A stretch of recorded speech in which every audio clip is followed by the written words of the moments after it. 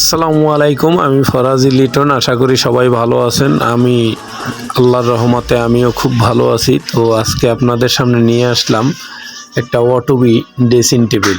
এক সাইডে বক্স আর এক সাইডে লুকিং গ্লাস।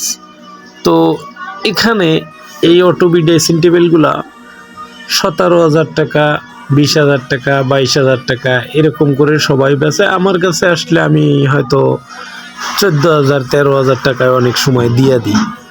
তো এই ড্রেসিং টেবিলগুলা সিঙ্গেল ড্রেসিং টেবিলের ভিতরে খুবই গর্জিয়াস এবং ভালো, এবং ভিতরে 6টা শেল আছে এবং নিচের সাইডে দুইটা ডয়ার একটা পাল্লা। তো এই ডয়ার মানে ছোটোর ভিতরে মানে বিভিন্ন এগুলা, আবার গ্লাস চেম্বার আছে 4টা।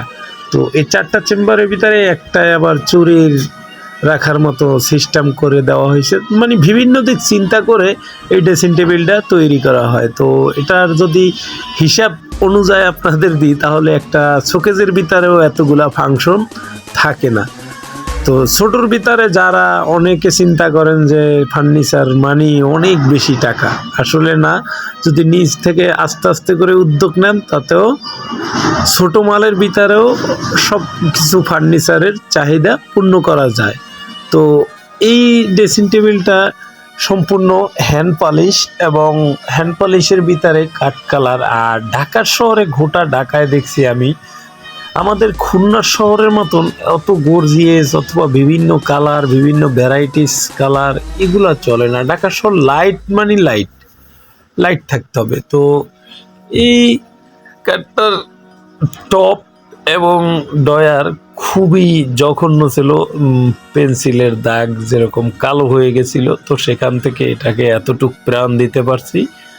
তো আমার কাছে ভালোই লাগে। এখন আপনাদের কাছে কেমন লাগে অবশ্যই একটু জানাবেন। তো এই রেটে ড্রেসিং টেবিল খুব কমই বিক্রি করা হয়, কিন্তু আমরা আছি অনেকে এরকম দিয়ে থাকি।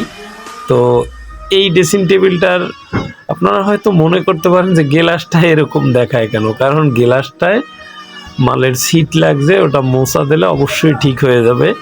তো এটা পরিষ্কার করে প্যাকেট করা হবে, তারপর